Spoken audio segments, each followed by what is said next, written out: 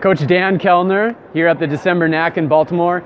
Dan, focusing on today, huge win for Racing Bowdoin. Not only did he come away with a win over Alexander Macialis, currently #1 in the world, but also bumped his rankings.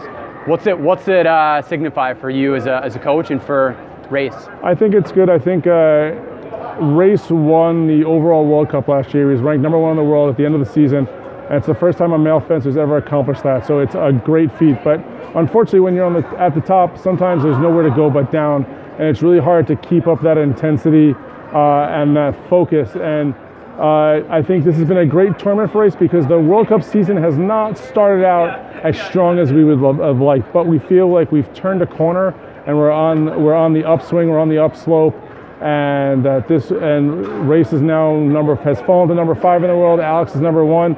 But to have beaten the #1 fencer in the world, it's a great confidence booster. And we've got a few weeks to prepare for the St. Louis NAC and then the Paris World Cup. So we've got a few more tournaments left. The season's not over yet, and we're looking like we're in really good position to make the Olympic team. But we've got to fence the tournaments and win the bouts. Step by step.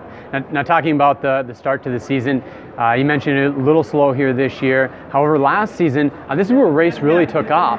He came away with the win in Tokyo. We're at that 1-year anniversary mark. As far as going forward to kind of replicate some of his success, what are keys to maintaining focus or just sharpness in action? We're just